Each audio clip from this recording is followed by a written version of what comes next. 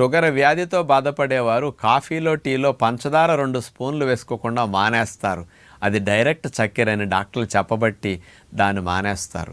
అయినా షుగర్ పోవటం లేదు.